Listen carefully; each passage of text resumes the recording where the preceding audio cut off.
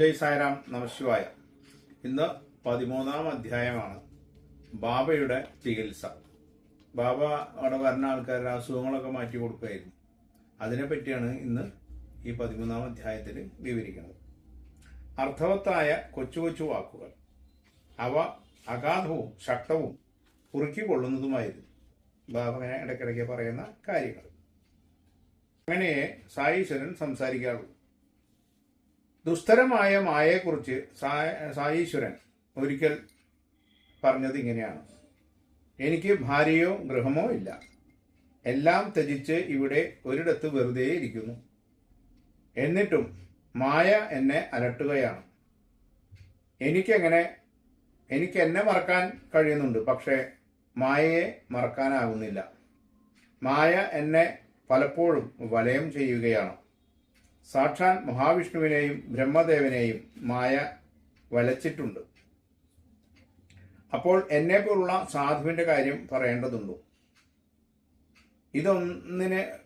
ഇതൊന്നേ മാർഗമുള്ളൂ: ഭഗവാനെ അഭയം പ്രാപിക്കുക.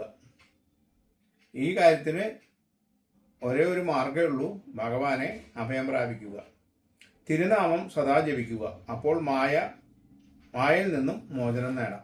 മായയിൽ നിന്നും മോചനം നേടാനായിട്ട് ഒരേ ഒരു മാർഗ്ഗമേ ഉള്ളൂ: ഈ കലിയുഗത്തിൽ ഭഗവാന്റെ നാമം ഉച്ചരിക്കുക, ഭഗവാനെ ആശ്രയിക്കുക, ഭഗവാനെ ശരണം പ്രാപിക്കുക. ഇതാണ് ഭഗവാൻ പറയുന്നത്. ശ്രീകൃഷ്ണൻ തൻ്റെ പ്രിയ ഭക്തനായ ഉദ്ധവരോട് അരുളി: ഉദ്ധവരെ, ഋഷിമാർ എൻ്റെ ജീവിക്കുന്ന പ്രതിരൂപങ്ങളാണ്. ഋഷിമാരൊക്കെ ദേവ തുല്യരാണെന്നർത്ഥം. ഭക്തന്മാരുടെ ശ്രേയസ്സിനായി സായീശ്വരൻ അരുളിയ പരമസത്യം കേൾക്കൂ. സുഹൃതികളും പാപങ്ങൾ ഒടുങ്ങിയവരും ദുർവാസനകൾ ത്യജിച്ചവരും എന്നെ ആരാധിക്കുന്നു. അവർക്ക് എന്നെ തിരിച്ചറിയാനായിട്ടാകൂ. ഭഗവാനെ തിരിച്ചറിയാനായിട്ട് ഇത്തരം ആൾക്കാർക്ക് മാത്രമേ സാധിക്കൂ എന്ന് പറയാണ്. സായി സായി എന്ന് ജപിക്കുന്നവന് 7 കടലിനപ്പുറമായാലും ഞാൻ ചെന്ന് രക്ഷയെ. ഭഗവാൻ പറയാണ്, ഭഗവാനെ വിളിച്ചുകൊണ്ടിരുന്നു കഴിഞ്ഞാൽ 7 കടലിനപ്പുറത്ത് പോയിട്ടും ഭഗവാൻ അവരെ രക്ഷിക്കും എന്ന് പറയാണ്. എൻ്റെ ഈ വാക്കുകളിൽ ഉറച്ചു വിശ്വസിക്കും. നിങ്ങൾക്ക് വേണ്ടതെല്ലാം ഞാൻ നൽകും. നൽകിയതെല്ലാം ഞാൻ സംരക്ഷിക്കുകയും ചെയ്യും. എന്നെ ആരാധിക്കാൻ മന്ത്രതന്ത്രാദികളോ പൂജാസാമഗ്രികളോ വേണ്ട. എവിടെ പൂർണ്ണ ഭക്തിയും വിശ്വാസവും ഉണ്ടോ അവിടെ ഞാൻ നിലകൊള്ളൂ. നമ്മൾ സാധാരണ ഒരു പൂജ നടത്തുമ്പോൾ മന്ത്രം, യന്ത്രം, തന്ത്രം കൂടാതെ ഒരുപാട് പൂജാതി ദ്രവ്യങ്ങൾ വേണം, ചന്ദനം, കുങ്കുമം. ഇതൊന്നും ഭഗവാനെ പൂജിക്കാനായിട്ട് വേണ്ടെന്ന് പറയാം. പൂർണ്ണ ഭക്തിയോടെ വിശ്വാസത്തോടെ ഭഗവാനെ വിളിച്ചാൽ ഭഗവാൻ നമുക്ക് കൂടെ ഉണ്ടാവും. ഭക്തരോടുള്ള അപാര കൃപയാൽ സായിനാഥൻ അരുളിയ ഈ വാക്കുകൾ നമുക്ക് വീണ്ടും വീണ്ടും സ്മരിക്കാം, ചിത്തത്തിൽ ഉറപ്പിക്കാം, മനസ്സിൽ ഉറപ്പിക്കാം എന്ന് പറയാണ്. ദയാസാഗരമായ രക്ഷകനായ സായീശ്വരൻ ഭക്തന്മാർക്കായി ശരണാഗതർക്കായി ചെയ്ത കർമ്മങ്ങൾ വിസ്മയാവഹം. സായിനാഥ ചരിതം ഭക്തിയോടെ കേൾക്കണം. ഈ ദിവ്യചരിതം ഗംഗയെ പോലെ പാപം ഹരിക്കും. പാപത്തെ ഇല്ലാതെയാക്കുന്ന അർത്ഥം ഈ സച്ചരിതം കേട്ടാൽ തന്നെ, കഥ കേട്ടാൽ തന്നെ പവിത്രമാക്കും, നമ്മെ മുക്തിയിലേക്ക് നയിക്കും. സായി ലീലകൾ അമൃത സമാനം. ഈ ദിവ്യകഥകൾ ജന്മജന്മാന്തരങ്ങളെ ഇല്ലാതാക്കും. ഇനി അടുത്ത ജന്മം ഉണ്ടാവില്ല എന്നർത്ഥം. നമ്മൾ ശക്തരെന്ന് നാം സ്വയം കരുതുന്നു. സത്യത്തിൽ നാം കർമ്മങ്ങളുടെ കെട്ടുപാടിലല്ലേ. ആഗ്രഹിക്കാത്ത ദുരിതങ്ങൾ നമ്മളെ തേടി വരുന്നു. രാപ്പകൽ സുഖത്തിനായി നമ്മൾ കഷ്ടപ്പെടുന്നു. കിട്ടുന്നതോ ക്ലേശങ്ങളും. നന്മ ചെയ്യാനും ധാർമ്മിക ജീവിതം നയിക്കാനും ആഗ്രഹമുണ്ട്. പക്ഷേ ഇന്ദ്രിയങ്ങൾ പാപകർമ്മങ്ങളിലേക്ക് ബലമായി വലിച്ചിഴക്കുകയാണ്. അതാണ് ഈ മായ എന്ന് പറയുന്നതിൻ്റെ കാര്യം. പിന്നെ നാം സ്വതന്ത്രർ എന്ന് എങ്ങനെ പറയും? നമ്മൾ സ്വതന്ത്രരാണെന്ന് എങ്ങനെ പറയും? ഈ മായ നമ്മളെ കെട്ടിവലിച്ചുകൊണ്ടിരിക്കുകയാണ്. ഭക്തന്റെ കർമ്മഫലങ്ങളെ സായീശ്വരൻ എങ്ങനെ കൈകാര്യം ചെയ്തു എന്നറിയണ്ടേ? ഈ സായി ലീല കേട്ടാൽ. ഭഗവാന്റെ സായി ലീലകളാണ് ഇതിൽ ഏറ്റവും കൂടുതലുള്ളത്. അതിൽ പ്രധാനമായിട്ട് ചികിത്സാ രീതികളെ കുറിച്ചാണ് ഈ 13-ാം അധ്യായത്തിൽ പറയുന്നത്. ഭീമാജി പട്ടേൽ, അദ്ദേഹം പൂന ജില്ലയിലുള്ള ജുനാർ താലൂക്കിലെ നാരായൺഗാവിലെ ഒരു വലിയ ധനികനാണ് ഭീമാജി പട്ടേൽ. സമ്പന്നനായ ഭീമാജി അതിഥി സൽക്കാരത്തിലും വളരെ തൽപരനായിരുന്നു. അത്യധികം സന്തുഷ്ടനായിരുന്നു അദ്ദേഹം. 1909 നിർഭാഗ്യം രോഗരൂപത്തിൽ ഭീമാജിയെ പീഡിപ്പിച്ചു തുടങ്ങി. അദ്ദേഹത്തിന് രോഗം വന്നു എന്നർത്ഥം. മാറാത്ത നെഞ്ചുവേദനയായിരുന്നു. വിദഗ്ധ ചികിത്സയിൽ ക്ഷയമാണെന്ന് കണ്ടെത്തി. അദ്ദേഹത്തിന് രോഗം വന്നിട്ടുള്ളത് ക്ഷയം എന്ന് പറയുന്ന രോഗമാണ്. അദ്ദേഹത്തിൻ്റെ മനം ഇടറിപ്പോയി. ജ്യോതിഷികളും മന്ത്രവാദികളും പല മാർഗങ്ങളും ഉപദേശിച്ചു. അവയെല്ലാം ചെയ്തു, ഫലം ഉണ്ടായില്ല. ഓരോ ദിവസം കഴിയും തോറും പട്ടേൽ ക്ഷീണിതനായിക്കൊണ്ടിരുന്നു. ക്ഷയം വന്നാൽ പറയണ്ടല്ലോ. പണ്ട് കാലത്ത് ഇപ്പോഴത്തെ പോലുള്ള മരുന്നുകളും കാര്യങ്ങളൊന്നുമില്ല. തൻ്റെ ദിനങ്ങൾ എണ്ണപ്പെട്ടതായി അദ്ദേഹം മനസ്സിലാക്കി. ഒടുവിൽ ഏവർക്കും ഏകാലംബമായ ഈശ്വരനിൽ ഭീമാജിയും ചെന്നെത്തി. ഈശ്വരനെ ശരണം പ്രാപിച്ചു. നാരായണ രക്ഷിക്കണേ. ഭീമാജിയുടെ മനം വ്യാകുലതയോടെ പ്രാർത്ഥിച്ചു. ആ പ്രാർത്ഥന കേൾക്കേണ്ടിടത്ത് കേട്ടു. അതുകൊണ്ട് തന്നെ ഭീമാജിക്ക് ചന്ദോക്കറിന് കത്തെഴുതാനും തോന്നി. അദ്ദേഹത്തിൻ്റെ സുഹൃത്താണ് നാനാജി എന്ന് പറയണം, നാനാജി ചന്ദോക്കർ. കത്തെഴുതാൻ തോന്നിച്ചതും അതിനുള്ള വഴിയൊരുക്കിയതും സായിനാഥൻ തന്നെ, ഭഗവാൻ തന്നെ. ഭീമാജി എഴുതിയത് ഇങ്ങനെ: നാനാ ചന്ദോക്കർക്ക്, സുഹൃത്തെ, മരുന്ന് കഴിച്ചു മടുത്തു. ഈ ലോകം എനിക്ക് ദുഃഖകരവും ഭീകരവുമായി കൊണ്ടിരിക്കുന്നു. വൈദ്യശാസ്ത്രവും തപസ്വികളും ഇദ്ദേഹത്തെ കൈവിട്ടു. ഇനി എനിക്ക് പ്രതീക്ഷയില്ല. മരണം കാത്തിരിക്കുക മാത്രമാണ് ഞാൻ ചെയ്തുകൊണ്ടിരിക്കുന്നത് എന്ന് പറഞ്ഞിട്ട് കത്തെഴുതാണ്. എന്നിട്ട് പറയാണ്, എനിക്കൊരു ആഗ്രഹമുണ്ട്, താങ്കളെ ഒന്ന് കാണണം. ഈ അവസാന ആഗ്രഹം എന്നൊക്കെ പറഞ്ഞ പോലെ അദ്ദേഹം എഴുതുകയാണ്, എനിക്ക് എൻ്റെ സുഹൃത്തായ നാനാജിനെ ഒന്ന് കാണണം. അതിന് അവസരമുണ്ടാകുമോ? വിനയപൂർവ്വം ഞാൻ അപേക്ഷിക്കുകയാണ്. സ്വീകരിക്കില്ലേ? നാനാജിക്ക് കത്തെഴുതിയിട്ട് ഭീമാജി പറയാണ്. സുഹൃത്തിൻ്റെ കത്ത് വായിച്ച് നാനയുടെ ഹൃദയം പിടഞ്ഞു. അദ്ദേഹം മറുപടി അന്ന് തന്നെ എഴുതിയിട്ടു: ഒട്ടും ഭയപ്പെടേണ്ട, സായീശ്വരന്റെ തൃപ്പാദങ്ങളെ ആശ്രയിക്കൂ, അതിൽ മുറുകെ പിടിക്കൂ, അതുമാത്രമേ ശാന്തിയേകൂ. മരണം അവിടുന്ന് മാത്രമാണ്, കാരണം അവിടുന്ന് മാത്രമാണ് നമ്മുടെ ശരിയായ മാതാപിതാക്കൾ. ഭഗവാനാണ് നമ്മളുടെ അച്ഛനും അമ്മയെന്ന് പറയാണ്. അമ്മയുടെ വാത്സല്യത്തോടെ സായീശ്വരൻ ആശ്രയിച്ചവനെ വാരിയെടുക്കും, സംശയിക്കേണ്ട. ഭീമാജിക്ക് നാനാജി ഉടനെ തിരിച്ചു കത്തെഴുതി. കുഷ്ഠം പോലെ ഭീകരമായ രോഗങ്ങൾ പോലും സായി ദർശന പ്രഭാവത്താൽ ഭേദമായിരിക്കുന്നു. തെല്ലും സംശയിക്കേണ്ട. സായി ചരണങ്ങളിൽ അഭയം തേടൂ. അവിടുന്ന് ആരെയും കൈവിടില്ല, അത് സത്യമാണ്. ആര് ചോദിച്ചാലും സായീശ്വരൻ അത് നൽകുന്നു. അത് അവിടുത്തെ പ്രതിജ്ഞയാണ്. സായീശ്വരൻ ഒരിക്കലും വാഗ്ദാന ലംഘനം ചെയ്തിട്ടില്ല. വേഗം ആ തൃപ്പാദങ്ങളിൽ അഭയം തേടൂ. ഏറ്റവും വലിയ ഭയം മരണഭയം തന്നെ. അതിൽ നിന്നും രക്ഷ നേടാൻ ഒരേ ഒരു വഴിയേ ഉള്ളൂ, സായി ചരണം. അവിടെ ആശ്രയം തേടിയാൽ ആ നിമിഷം ആരും നിർഭയനാകും. മരണഭയം പോകുന്ന അർത്ഥം. അസഹനീയമായിരുന്നു ഭീമാജിയുടെ ക്ലേശം.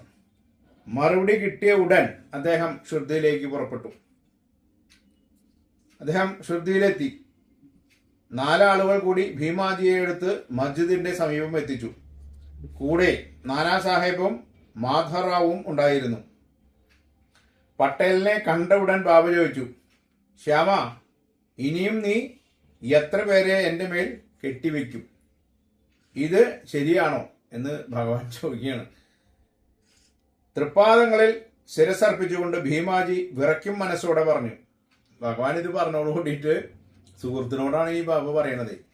അപ്പോൾ ഉടനെ ഇത് കേട്ടുകൊണ്ടിരുന്ന ഭീമാജി വിറയ്ക്കുന്ന മനസ്സോടെ ഭഗവാന്റെ തൃപ്പാദങ്ങളിൽ ശിരസർപ്പിച്ചുകൊണ്ട് പറയാണ്, പ്രഭോ സായീശ്വര, കനിയണമേ. അനാഥനും അഗതിയുമായ എന്നിൽ കരുണ ചൊരിയണമേ. കൃപാനിധേ, ഉപേക്ഷിക്കരുതേ. മനസ്സ് ഉരുകി പ്രാർത്ഥിക്കുകയാണ്. ഭീമാജിയുടെ ദുരിതം കണ്ട് പ്രാർത്ഥന കേട്ട് ബാബയുടെ മനമലിഞ്ഞു. ഭഗവാൻ അങ്ങനെയാണ്. കൃപയോടെ അദ്ദേഹം രോഗിയെ കടാക്ഷിച്ചു.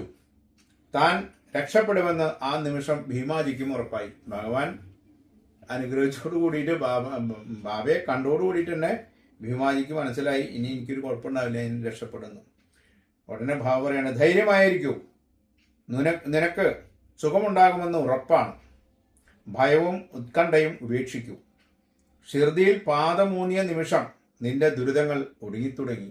ബാബ ഉടനെ പറയുകയാണ്, ഒന്നും പേടിക്കണ്ട, എല്ലാം ഭേദമായി, നിനക്ക് വളരെ സുഖം പ്രാപിക്കുന്നവരാണ്.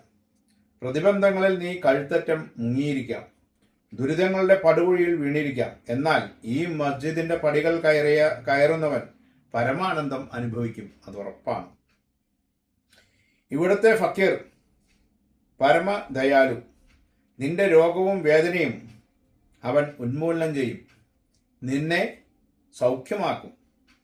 ഭീമാഭായിയുടെ ഗൃഹത്തിൽ താമസിക്കും. 1-2 ദിവസത്തിനകം നിനക്ക് ആശ്വാസം ലഭിക്കും. ഭഗവാൻ എന്നിട്ട് പറയാണ്, അവിടെ ഭീമാബായി എന്ന് പറഞ്ഞൊരു ഭക്തനുണ്ട്, അദ്ദേഹത്തിന്റെ വീട്ടിൽ പോയിട്ട് താമസിക്കാൻ പറയാണ്. 2 ദിവസം താമസിക്കും, നിനക്ക് എല്ലാ ആശ്വാസവും ഉണ്ടാവും. ഈ അമൃതവചനങ്ങൾ രോഗിയിൽ ഉണർത്തിയ ആശ്വാസം വിവരിക്കാവുന്നതല്ല. പുനർജന്മം കിട്ടിയതുപോലെ ഈ ഭീമാജിക്ക് 5 മിനിറ്റിനിടയിൽ രക്തം ഛർദ്ദിച്ചിരുന്ന അദ്ദേഹം ഇപ്പോൾ 1 മണിക്കൂറിലേറെയായി ഒരു കുഴപ്പവുമില്ലാതിരിക്കുന്നു. സാധാരണ ക്ഷയൊക്കെ വന്നു കഴിഞ്ഞാൽ ഇങ്ങനെ ചുമയ്ക്കും തോറും ചോര ഉള്ളിൽ നിന്ന് വരും.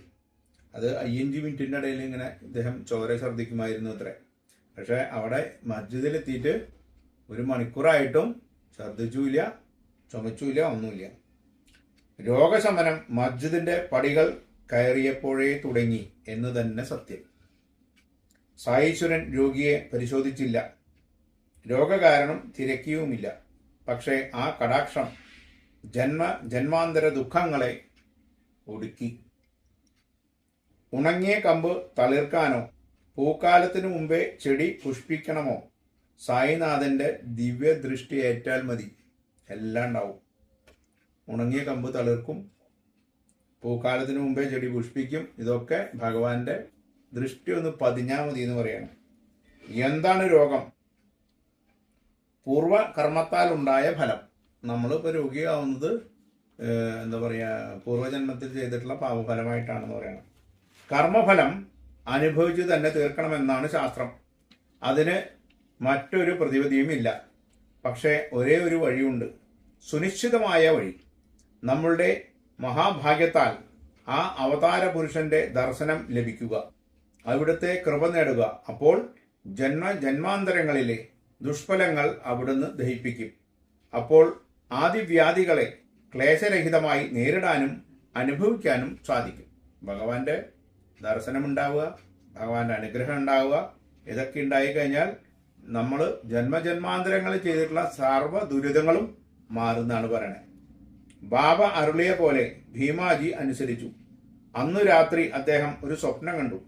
അയാൾ ചെറിയ കുട്ടി പാഠം പഠിക്കാതെ ചെന്നതിന് അധ്യാപകൻ അടിച്ചു. ആ ദണ്ഡനം കടുപ്പവുമായിരുന്നു. 2-ാം ദിവസത്തെ സ്വപ്നം കുറച്ചുകൂടി കഠിനം തന്നെ. ആരോ ഭാരമേറിയ ഒരു കല്ല് തന്റെ നെഞ്ചത്ത് കയറ്റി വെച്ച് ഉരുട്ടുന്നു. ഭീകരമായ ആ സ്വപ്നാനുഭവം കൂടി കഴിഞ്ഞതോടെ ഭീമാജിയുടെ രോഗമകന്നു. ദുരിതങ്ങളെല്ലാം സ്വപ്നത്തിലൂടെ ബാബ ഒടുക്കി. അദ്ദേഹം പൂർണ്ണ ആരോഗ്യവാനായി ഷിർദി വിട്ടു. ഭഗവാന്റെ ലീലകളാണ് കേട്ടോ. പിന്നീട് സമയം കിട്ടുമ്പോഴൊക്കെ സായീശ്വരനെ ദർശിക്കാനും അനുഗ്രഹം നേടാനും ഭീമാജി ഷിർദിയിലെത്തും. മഹാരാഷ്ട്രയിൽ മിക്ക ഗൃഹങ്ങളിലും സത്യനാരായണ പൂജ പതിവുണ്ട്. സത്യനാരായണ പൂജയ്ക്ക് പകരം സത്യവ്രത പൂജ എന്ന സമ്പ്രദായം തുടങ്ങിയത് ഭീമാജിയായിരുന്നു. കർമ്മഫലത്തെ സായി പരിഹരിച്ച മറ്റൊരു ലീല കേൾക്കൂ. ഭഗവാന്റെ ലീലകളാണ് മുഴുവൻ. ബാലഗണപതി ഷിംപി, അതാണ് ഒരാളുടെ പേര്. ബാലഗണപത് ഷിംപി തികഞ്ഞ സായി ഭക്തൻ. അദ്ദേഹത്തിന് ഒരു തരം മലമ്പനി പിടിച്ചു. വിട്ടുമാറാത്ത പനി. ചെയ്യാവുന്ന ചികിത്സകളെല്ലാം ചെയ്തു, ഒരു ഫലം ഉണ്ടായില്ല. ഒടുവിൽ മഹാവൈദ്യനായ സായിയെ തന്നെ ശരണം പ്രാപിച്ചു. ബാബ എന്ത് കൊടിയ പാപം ചെയ്തിട്ടാണ് എനിക്ക് ഈ രോഗം? എനിക്കത് താങ്ങാനാവുന്നില്ല. എൻ്റെ രോഗം അകറ്റണേ. ഭക്തന്റെ വേവലാതി കണ്ട് സായിയുടെ പനമലിഞ്ഞു. ഭഗവാന്റെ അടുത്ത് വന്നിട്ട് പറയാണ്, എനിക്ക് ഈ രോഗം വരാനായിട്ട് ഞാൻ എന്ത് മഹാഭാവമാണ് ചെയ്തിട്ടുള്ളത് ഭഗവാനെ, എൻ്റെ ഈ രോഗം അകറ്റി തരണേ എന്ന് പറയാണ്. ഭഗവാൻ പറഞ്ഞു, ചെല്ലു, ലക്ഷ്മി ദേവിയുടെ ക്ഷേത്രത്തിനരികിൽ നിൽക്കുന്ന കറുത്ത നായയ്ക്ക് തൈര് കുഴച്ച് ചോറ് കൊടുക്കും. ഭഗവാൻ ഒരു മലമ്പനി വന്ന ആൾക്ക് ഒരു പ്രതിവിധി പറയുന്നതാണ്. ലക്ഷ്മി ദേവിയുടെ ഒരു ക്ഷേത്രം അവിടെ അടുത്തുണ്ട്. അവിടെ പോയിട്ട് അവിടെ ഒരു കറുത്ത നായ നിൽക്കുന്നുണ്ടാവും. അതിന് തൈര് കൂട്ടിയിട്ട് ഭക്ഷണം കൊടുക്കാനായിട്ട് പറയാണ്. ഇതെന്ത് പരിഹാരം? എങ്ങനെ ഇത് ചെയ്യും? ചോറും തൈരും ഉണ്ടാക്കാം, പക്ഷേ കറുത്ത നായയെ ക്ഷേത്ര സമീപം സംഘടിപ്പിക്കുന്നത് എങ്ങനെ? ഏതായാലും സായിനാഥന്റെ കൽപ്പന അനുസരിക്കാൻ തന്നെ ബാല ഉറപ്പിച്ചു. നമ്മൾ ഓരോരോ പരിഹാരങ്ങളൊക്കെ പറയുമ്പോൾ, നമ്മളിപ്പോൾ ഈ പിതൃ കർമ്മങ്ങൾക്ക് പറയുമ്പോൾ കുറേ ഫലങ്ങളും അരി ഇതൊക്കെ കൂടിയിട്ട് വയസ്സായ ഒരാൾക്ക് കൊടുക്കാൻ പറയും. ഈ അരിയും സാധനങ്ങളൊക്കെ സംഘടിപ്പിക്കാം. ഒരു വയസ്സായ ഒരാളെ സംഘടിപ്പിക്കുക എന്ന് പറയുന്നത് ഇത്തിരി കഷ്ടമുള്ള കാര്യമാണ്. അപ്പം അങ്ങനെ തന്നെയാണ് ഭഗവാൻ പറയണേ, ഈ ദേവിയുടെ ക്ഷേത്രത്തിനരികിൽ നിൽക്കുന്ന കറുത്ത നായിക്ക് തൈരും ചോറും കൂട്ടിയിട്ട് കൊടുക്കാൻ. തൈരും ചോറൊക്കെ സംഘടിപ്പിക്കാം. ഈ കറുത്ത നായ ദേവി ക്ഷേത്രത്തിന്റെ അരികിൽ തന്നെ ഉണ്ടാവും വേണേ. അതാണ് ഇതിലെ ഏറ്റവും വലിയ അത്ഭുതം. അതേ വിധം പ്രവർത്തിച്ചു. ഇതൊക്കെ കൊണ്ടുപോയി അദ്ദേഹം ചോറുരുളയുമായി ക്ഷേത്രത്തിന് സമീപം ചെന്നപ്പോൾ കറുത്ത നായ വാലാട്ടി അരികിലേക്ക് വന്നു. അദ്ദേഹം ചോറൊക്കെ കൊണ്ടുപോവാണ്. തൈരും ചോറൊക്കെ കൂട്ടിയിട്ട് കൊണ്ടുപോകുമ്പോൾ മനസ്സിൻ്റെ ഉള്ളിൽ അവരാതിയുണ്ട്, നായയെ കാണുമോ എന്നുള്ളത്. പക്ഷെ അദ്ദേഹം ഇതൊക്കെ കൂടി അവിടെ ചെന്നപ്പോൾ ഇദ്ദേഹത്തിന്റെ അരികിലേക്ക് ഒരു കറുത്ത നായ വാലാട്ടി വരികയാണ്. അദ്ദേഹം നായയെ ഊട്ടി. അതോടെ പനിയും അകന്നു. ഇതെങ്ങനെ മാനവ ബുദ്ധിക്ക് വിശദീകരിക്കാനാവും? ഇന്നത്തെ കാലത്തെ ആൾക്കാരോട് ഇത് പറഞ്ഞാൽ എങ്ങനെ വിശ്വസിക്കുക? ഇതെങ്ങനെ ആൾക്കാരോട് പറയുക? ബാപ്പു സാഹേബ് ഭൂട്ടിയുടെ കഥ ഇതിലൊക്കെ അത്ഭുതകരം. ഇത് വേറൊരു കഥയെക്കുറിച്ച് പറയാണ്. ബാപ്പു സാഹേബ് ഭൂട്ടി എന്നാണ് അദ്ദേഹത്തിന്റെ പേര്. അദ്ദേഹത്തിന് കടുത്ത അതിസാരം പിടിപെട്ടു. ഛർദിച്ച് വശം കെട്ടു. തളർന്ന അവശനായി. സായി ദർശനത്തിന് പോലും പോകാൻ കഴിയാത്ത വിധം അദ്ദേഹം കുഴഞ്ഞുപോയി. ബാബ വിവരമറിഞ്ഞു. അവിടുന്ന് ഭൂട്ടിയെ ആളെ അയച്ചു വരുത്തി. ഭക്തനെ പ്രേമപൂർവ്വം കടാക്ഷിച്ച് അവിടുന്ന് ഗംഭീരഭാവത്തിൽ കൽപ്പിച്ചു, ഇനി വയറിളകില്ല, ഛർദിയും നിൽക്കട്ടെ. ആ നിമിഷം അതങ്ങനെ തന്നെ സംഭവിച്ചു. ഭൂട്ടിക്ക് സുഖമായി. അതൊരു ലീലയാണ്. മറ്റൊരിക്കൽ ഭൂട്ടിക്ക് കോളറ പിടിപെട്ടു. അന്നും ഇതുപോലെ അവസ്ഥ ഗുരുതരമായി. രോഗിക്ക് കടുത്ത ദാഹം. ഡോക്ടർ പിള്ള പല വഴിക്കും നോക്കി. ഒന്നും ഫലം കണ്ടില്ല. ഒടുവിൽ അദ്ദേഹം ബാബയോട് ഉപദേശം തേടി. ബാബ പറഞ്ഞു, നാരങ്ങ, അണ്ടിപ്പരിപ്പ്, ബദാം ഇവ പഞ്ചസാര ചേർത്ത് പാലിൽ കഴിക്കട്ടെ. അവന്റെ ദാഹമകലും, രോഗം ശമിക്കും. ചികിത്സാവിധി കേട്ട് എല്ലാവരും അന്താളിച്ചു പോയി. കാരണം ഇതിലെ ഓരോന്നും രോഗം കൂട്ടാൻ, കൂടുതൽ വഷളാവാനായിട്ട് പാകമായിട്ടുള്ള കാര്യങ്ങൾ അത് മുഴുവൻ. പക്ഷേ സായീശ്വരന്റെ ആജ്ഞ അനുസരിക്കപ്പെട്ടു. ഭൂട്ടിയുടെ രോഗം ശമിക്കുകയും ചെയ്തു. ഈ രോഗത്തിന് വിരുദ്ധമായിട്ടുള്ള കാര്യങ്ങളാണ് ഭഗവാൻ ചിലപ്പോൾ പറയുന്നത്. പക്ഷെ അത് അവരനുസരിക്കുകയാണെങ്കിൽ അവരുടെ രോഗം ഭേദാവും എന്നുള്ളതാണ് ഈ ലീല കൊണ്ട് ഇവിടെ വിവരിക്കുന്നത്. ആളിന്ത്യയിൽ നിന്ന് ബാബാ ദർശനത്തിന് ഒരു സ്വാമി എത്തി. ചെവിവേദന കൊണ്ട് അദ്ദേഹം വല്ലാതെ കഷ്ടപ്പെട്ടിരുന്നു. ചികിത്സ പലതും ചെയ്തതാണ്. ഓപ്പറേഷനും നടത്തി. പക്ഷെ വേദനയ്ക്ക് കാര്യമായ ശമനമുണ്ടായില്ല. അങ്ങനെ കഴിയുമ്പോഴാണ് ബാബയെക്കുറിച്ച് കേട്ടതും ദർശനത്തിനായിട്ട് ആ സ്വാമി ഷിർദിയിൽ എത്തിയത്. അദ്ദേഹം സായി ചരണങ്ങളിൽ നമിച്ചു. ബാബ ഊതി നൽകി അനുഗ്രഹിച്ചു. അപ്പോൾ മാധവറാവു വിനയപൂർവ്വം ഭക്തിയോടെ അപേക്ഷിച്ചു, ബാബ, ഇദ്ദേഹത്തിന്റെ ചെവിക്ക് നല്ല വേദനയുണ്ട്. ആ ചെവി വേദന ഒന്ന് അകറ്റി കൊടുക്കണേന്ന് പറയാണ്. ഭഗവാൻ എല്ലാം ശരിയാക്കും, ബാബ പറഞ്ഞു. അനുഗ്രഹ വചനങ്ങൾ കേട്ട് സ്വാമി സന്തോഷത്തോടെ മടങ്ങി. കുറച്ചു ദിവസം കഴിഞ്ഞ് സ്വാമിയുടെ കത്ത് വന്നു. വേദന മാറി, പക്ഷേ അപ്പോഴും നീർക്കെട്ടുണ്ടായിരുന്നു. ശസ്ത്രക്രിയ ചെയ്യാൻ നിശ്ചയിച്ചു, ഓപ്പറേഷൻ ചെയ്യാൻ തീരുമാനിച്ചു. പക്ഷേ സമയമായപ്പോൾ നീർക്കെട്ടെല്ലാം ഇല്ലാതായി. അങ്ങനെ ശസ്ത്രക്രിയ ഒഴിവായി. ഇപ്പോൾ പരമസുഖം. സായീശ്വരന്റെ മഹിമയെ ഓർത്ത് എല്ലാവരും അത്ഭുതപ്പെട്ടു. ഇവിടെ നമുക്ക് അങ്ങനെ ഒരു അമ്മയുടെ ഒരു കഥ ഉണ്ടായിട്ടുണ്ട്. കാരണം ആ അമ്മ പൂന്താണ് താമസിക്കണേ. അമ്മയ്ക്ക് ഇതുപോലെ വയറുവേദന ഉണ്ടായിട്ട് ഓപ്പറേഷൻ വേണമെന്നൊക്കെ പറഞ്ഞു. അങ്ങനെ ഒരു ദിവസം ഈ അമ്മ തൃശ്ശൂർ ഒരു ഹോസ്പിറ്റലിലാണ് ഓപ്പറേഷനൊക്കെ നിശ്ചയിച്ചത്. അങ്ങനെ ഈ അമ്മ ഒരു ദിവസം ഒരു കല്യാണത്തിന് പോവാണ്. അപ്പോൾ കല്യാണത്തിന് അവർ ബ്രാഹ്മണരാണ്. അപ്പോൾ കല്യാണത്തിന് പൂജകളൊക്കെ നടക്കുമ്പോൾ ഇവരൊക്കെ ചെയറിൽ എങ്ങനെ ഇരിക്കുകയാണ്. അപ്പോൾ ഈ അമ്മയുടെ തൊട്ടടുത്തൊരു അമ്മ ഒരു പുസ്തകം ഇരുന്ന് ഇങ്ങനെ വായിക്കുന്നുണ്ട്. അങ്ങനെ വായിച്ചുകൊണ്ടിരിക്കുമ്പോൾ ഈ അമ്മ തൊട്ടടുത്ത അമ്മ ഇവരോട് ചോദിച്ചു, എന്ത് പുസ്തകം വായിക്കണേന്ന് ചോദിച്ചു. പക്ഷെ വായിക്കുന്ന അമ്മ ഒന്നും മിണ്ടിയില്ല, മിണ്ടാണ്ടിരുന്നു. അപ്പോൾ വിചാരിച്ചു ഇനിയിപ്പോൾ എന്താണാവോ എന്ന് വെച്ചിട്ട് ഇവരും പിന്നെ അധികം സംസാരിച്ചില്ല. കുറച്ച് കഴിഞ്ഞപ്പോൾ ഇവർ പുസ്തകം മടക്കിയിട്ട് ഇവരോട് ചോദിച്ചു, എന്താ നീ ചോദിച്ചേ എന്ന് ചോദിച്ചു. ഇല്ല, എന്ത് പുസ്തകം വായിക്കണമെന്ന്. ഞാനിത് ഭഗവാന്റെ സച്ചരിതം പുസ്തകം വായിക്കുകയാണ്, ശ്രുതി സായി ഭഗവാന്റെ എന്ന് പറഞ്ഞു.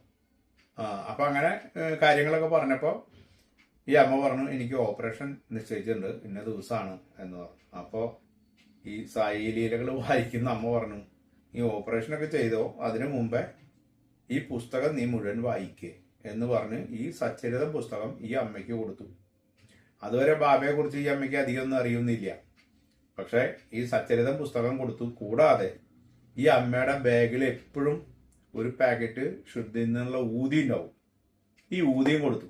എന്നിട്ട് പറഞ്ഞു, നീ ദിവസവും സച്ചരിതം വായിക്കുന്നതിനെക്കാട്ടിലും മുമ്പേ ഈ ഊതിയിൽ നിന്നും വളരെ ചെറിയ ഒരു അംശം, അത് ഒരു ഈർക്കലയിൽ തുളസി വെള്ളത്തിൽ മുക്കി ആ തുളസി വെള്ളം കൊണ്ടുള്ള നനഞ്ഞ ഭാഗത്തെ കൊണ്ട് ഈ ഊതി തൊട്ടിട്ട് അത് ഈ തുളസി വെള്ളത്തിലാക്കിയിട്ട് ഇത് കുടിക്കാൻ പറഞ്ഞു. അങ്ങനെ ഇവരെന്തോ അവർ പറഞ്ഞതൊക്കെ അനുസരിച്ചു. അതൊക്കെ കഴിഞ്ഞ് ഓപ്പറേഷൻ്റെ ദിവസമായി. ഇവർ ഓപ്പറേഷൻ ചെയ്യാനായിട്ട് പോയപ്പോൾ ഡോക്ടർ സ്കാൻ ചെയ്തിട്ട് ചോദിച്ചു, നിങ്ങൾ വല്ല മരുന്ന് കഴിച്ചായിരുന്നോ എന്ന് ചോദിച്ചു. ഇല്ല. ആയുർവേദ മരുന്നോ വേറെ ഏതെങ്കിലും യുനാനി മരുന്നുകളോ എന്തെങ്കിലുമൊക്കെ മരുന്നുകൾ നിങ്ങൾ ഇതിനു മുമ്പ് കഴിച്ചോ? ഇല്ല. എന്തേന്ന് വെച്ചു ഇവര്. അപ്പോൾ പറഞ്ഞു, ആ മുഴ കാണാനില്ല അവിടെ. ഈ അമ്മയ്ക്ക് വേദനയും പോയി, അവിടെ ആ മുഴ കാണാനും ഇല്ല. അപ്പോഴാണ് അവർക്ക് സായി ഭഗവാന്റെ ശക്തിയെക്കുറിച്ച് മനസ്സിലായത്. അതിന് ശേഷം ആ അമ്മ ഇവിടെ വരുന്നുണ്ടായിരുന്നു, കുറച്ചു കാലം വരുന്നുണ്ടായിരുന്നു. അപ്പം ഈ സായി ഇതൊക്കെ നമുക്ക് അനുഭവമാണ്. നമുക്ക് ഇതൊന്നും പുരാണ കഥകളെ പോലെ അല്ലെങ്കിൽ പഴങ്കഥകളെ പോലെ പറയുന്നതല്ല. ഇപ്പോൾ ഇവിടെ നടന്നുകൊണ്ടിരിക്കുന്ന കാര്യങ്ങളാണ് അതൊക്കെ. സഭാമണ്ഡപത്തിന്റെ തറ പാകുന്ന ജോലി ആരംഭിക്കുന്നതിന് ഏതാനും നാൾ മുമ്പുണ്ടായ ഒരു അനുഭവം. ഭക്തനായ കാക്ക മഹാജനിക്ക് വയറിളക്കം പിടിപെട്ടു. പല വട്ടമായപ്പോൾ അദ്ദേഹം വളരെ ക്ഷീണിതനായി. പക്ഷെ മരുന്നൊന്നും കഴിച്ചതുമില്ല, ബാബയോടും പറഞ്ഞില്ല. കാരണം അവിടുന്ന് ഇച്ഛിക്കുമ്പോഴെല്ലാം ശരിയായിക്കൊള്ളുമെന്ന് ആ ഭക്തന് ഉറപ്പാണ്. ദുരിതങ്ങൾ അനുഭവിക്കാൻ അദ്ദേഹം തയ്യാറായിരുന്നു. പക്ഷേ താൻ ചെയ്യുന്ന നിത്യപൂജയും ആരതിയും മുടങ്ങരുതേ എന്ന പ്രാർത്ഥനയും ഉണ്ട്. അതുകൊണ്ട് പെട്ടെന്ന് അദ്ദേഹം ആവശ്യം വന്നാൽ ഉപയോഗിക്കാനായി മസ്ജിദിൽ തന്നെ ഒരു ചെമ്പുപാത്രം നിറയെ ജലം കരുതിയിരുന്നു. ബാബ ലണ്ടയിൽ പോയി മടങ്ങി വന്നു. പതിവ് സ്ഥലത്തിരുന്നു. താഴെ തുറസായ സ്ഥലത്ത് തറ നിരപ്പാക്കുന്ന പണി നടക്കുകയായിരുന്നു. അപ്പോൾ ആ ശബ്ദം കേട്ട ഉടനെ ബാബ കോപത്തോടെ ചാടി എഴുന്നേറ്റു. കണ്ണുകൾ ചുവന്നു കലങ്ങി. ബാബയുടെ കോപം കണ്ട് എല്ലാവരും ചിതറിയോടി. കാക്ക മഹാജനിക്കും ഓടാൻ തുടങ്ങവേ ബാബ അദ്ദേഹത്തിന്റെ കയ്യിൽ കടന്നു പിടിച്ചു. നീ എവിടെ പോകുന്നു? അവിടെ ഇരിക്കാൻ പറഞ്ഞു. ആരോ ഓടിയപ്പോൾ ഇട്ടിട്ട് പോയ കടല എടുത്ത് ബാബ അതിന്റെ തൊലി തിരുമ്മി ഊതിക്കളഞ്ഞു. പിന്നീട് കാക്ക മഹാജനിക്ക് കഴിക്കാൻ കൊടുത്തുകൊണ്ടിരുന്നു. അതേസമയം മുറ്റത്തു നിൽക്കുന്നവരെയും മറ്റും കണക്കില്ലാതെ ശകാരിച്ചുകൊണ്ടിരുന്നു ബാബ. അങ്ങനെ പല ഈ കടലമണി കഴിപ്പിച്ചിട്ട് ബാബ ദാഹിക്കുന്നു എന്ന് പറഞ്ഞു. കാക്ക വെള്ളം കൊണ്ടുവന്ന് കൊടുത്തു. കടല കഴിക്കണത് കാക്ക മഹാജനെയും വെള്ളം ചോദിക്കുന്നത് ബാബയും. ബാബ കുറച്ച് വെള്ളം കുടിച്ചു. പിന്നെ കാക്കയെ കൊണ്ട് കുടിപ്പിച്ചു. പിന്നെ പറഞ്ഞു, ഇപ്പോൾ നിന്റെ വയറിളക്കം മാറി. അതോടെ കാക്ക മഹാജനുടെ ദുരിതവും അകന്നു. ഇനി ആലോചിക്കൂ, കടലയും വെള്ളവും വയറിളക്കം കൂട്ടുമോ? ഈ കടലയും വെള്ളം കൂടി കുടിച്ചു കഴിഞ്ഞാൽ വയറിളക്കം കൂടുമോ, കുറയ്ക്കുമോ? ഇത് ഇവരുടെ സംശയമായി. ബാബ കൊടുക്കുന്ന വസ്തുക്കളല്ല യഥാർത്ഥത്തിൽ മരുന്ന്. അവിടുത്തെ ദിവ്യ വചനമാണ്. ബാബ കൊടുക്കുന്ന വസ്തുക്കളൊന്നുമല്ല മരുന്നായിട്ട് നമ്മുടെ ശരീരത്തിൽ ഫലിക്കുന്നത്. ഭഗവാന്റെ ദിവ്യ വചനങ്ങളാണ്. ഷിർദിക്കാരൻ ദത്തോപാന്തന് വയറുവേദന തുടങ്ങിയിട്ട് വർഷം 14 മരുന്നുകൾ കൊണ്ടൊന്നും പ്രയോജനമുണ്ടായില്ല. ബാബയുടെ അത്ഭുത കഥകൾ കേട്ട് അദ്ദേഹവും മസ്ജിദിലെത്തി. ബാബയോട് തന്റെ ദുഃഖം വിശദീകരിച്ചു. ബാബ തൃക്കരം ദത്തോപാന്തന്റെ ശിരസിൽ വെച്ചു. പിന്നെ ഊതിയും കൊടുത്തു. കുറച്ചു ദിവസം അവിടെ നിൽക്കാനും പറഞ്ഞു. അദ്ദേഹം അതെല്ലാം അനുസരിച്ചു. ക്രമേണ വയറുവേദന പൂർണ്ണമായിട്ടും ഭേദമായി. മാധവറാവു ദേശ്പാണ്ഡെ മൂലക്കുരു കൊണ്ട് ഏറെ ക്ലേശിച്ചിരുന്നു. ബാബ അദ്ദേഹത്തിന് സുന്നാമുഖി കഷായം നൽകി. അസുഖം മാറി. പക്ഷേ 2 കൊല്ലം കഴിഞ്ഞ അസുഖം വീണ്ടും ഉണ്ടായി. ഇപ്രാവശ്യം അദ്ദേഹം സ്വയം അതേ കഷായം കഴിച്ചു. രോഗം വഷളായി. പിന്നീട് ബാബ തന്നെ ആ അസുഖം മാറ്റിക്കൊടുത്തു. ബാബയുടെ അടുത്തേക്ക് വന്നാലാണ്, ബാബ എന്തെങ്കിലും കൊടുത്താലാണ് അത് ഭേദാവുള്ളൂ. എന്തെങ്കിലും പറയും വേണം, ബാബ എന്തെങ്കിലുമൊക്കെ പറയും, എന്നാൽ മാത്രമാണ് ഈ അസുഖം ഭേദാവുക. പക്ഷേ ഇദ്ദേഹം എന്താണ്, ഈ മാധവറാവു ദേശ്പാണ്ഡെ എന്ത് കാട്ടിച്ചിട്ടുണ്ടെങ്കിൽ ആദ്യം കൊടുത്ത കഷായം ഉണ്ടല്ലോ, അത് ആള് വീട്ടിൽ പോയിട്ട് വീണ്ടും വന്നപ്പോൾ വീണ്ടും എടുത്ത് ആള് സ്വയം ഉണ്ടാക്കി കഴിച്ചു. അപ്പോൾ പിന്നെ അത് രോഗം ഭേദമായില്ല. പക്ഷെ ഭഗവാന്റെ അടുത്ത് വന്നപ്പോൾ ഭഗവാൻ അത് പൂർണ്ണമായിട്ടും മാറ്റിക്കൊടുത്തു. കാക്ക മഹാജനയുടെ അനുജൻ ഗംഗാധർ പന്ത് വയറുവേദനയാൽ പുളഞ്ഞിരുന്നു. മറ്റൊരു വഴിയില്ലാതായപ്പോൾ ഗംഗാധർ സായി ചരണങ്ങളിൽ അഭയം തേടി. ബാബ അദ്ദേഹത്തിന്റെ ഉദരത്തിൽ സ്പർശിച്ചുകൊണ്ട് അരുളി, വിഷമിക്കേണ്ട, ഈശ്വരൻ മാറ്റിത്തരും. പിന്നീട് വയറുവേദന ഉണ്ടായിട്ടേയില്ല. നാനാസാഹേബ് ചന്ദോക്കർക്ക് ഒരിക്കൽ കഠിനമായ വയറുവേദന ഉണ്ടായപ്പോൾ ബാബ ബർഫി എന്ന മധുരപലഹാരം നെയ്യ് ചേർത്ത് മരുന്നായി നൽകി. രോഗം മാറുകയും ചെയ്തു. എന്ത് ബർഫി? നമ്മൾ കടയിലൊക്കെ വാങ്ങിക്കണം. ബർഫിയാണ് ഭഗവാൻ പ്രസാദമായിട്ട് കൊടുക്കണം, മരുന്നായിട്ട് കൊടുക്കണം. അത് കൊടുത്തോടു കൂടിയിട്ട് നാനാസാഹിബിന്റെ വയറുവേദന ഭേദമായി. അടുത്ത ദിവ്യവാണി, ദിവ്യസങ്കല്പം, അതാണ് രോഗമകറ്റുന്നത്. ഭഗവാന്റെ ദിവ്യവാണിയും ദിവ്യസങ്കല്പവുമാണ് രോഗമകറ്റുന്നത്. കഴിക്കാനായി ഭക്തന് കൊടുത്ത വസ്തുക്കൾ വെറുമൊരു ഉപാധി മാത്രം എന്നാണ് ഈ അധ്യായത്തിൽ ഭഗവാന്റെ ലീലകളെ കുറിച്ച് പറയണം. അതായത് രോഗികൾക്ക് കൊടുക്കുന്നത് മരുന്നല്ല. അവിടുത്തെ ദിവ്യവാണി, ദിവ്യസങ്കല്പം, അതാണ് രോഗമകറ്റുന്നത്. കഴിക്കാനായി ഭക്തന് കൊടുത്ത വസ്തുക്കൾ വെറുമൊരു ഉപാധി മാത്രം. വെറുമൊരു ഉപാധിയായിട്ടാണ് ഭഗവാൻ ഇതൊക്കെ കൊടുക്കണേ. കാരണം മരുന്നല്ല കൊടുക്കണത്. ബർഫി, അതുപോലെ കടലമണി, ഇതൊക്കെയാണ് രോഗങ്ങൾ വന്നാൽ കൊടുക്കുന്ന സാധനങ്ങൾ. പക്ഷെ അതൊന്നുമല്ല. ഭഗവാന്റെ കയ്യിൽ നിന്നും അത് കഴിക്കുമ്പോൾ ഭഗവാന്റെ വാചകം, ഭഗവാന്റെ ദിവ്യ ശബ്ദം ഏത് രൂപത്തിലാണോ നമ്മൾ കേൾക്കുന്നത്, അതാണ് നമ്മളുടെ രോഗത്തെ ശമിപ്പിക്കുന്നത്. ഇതാണ് 13-ാം അധ്യായത്തിൽ. ഇനി 14-ാം അധ്യായം നമുക്ക് ദക്ഷിണയെ കുറിച്ചിട്ടാണ്. സായിറാം. നമഃ ശിവായ.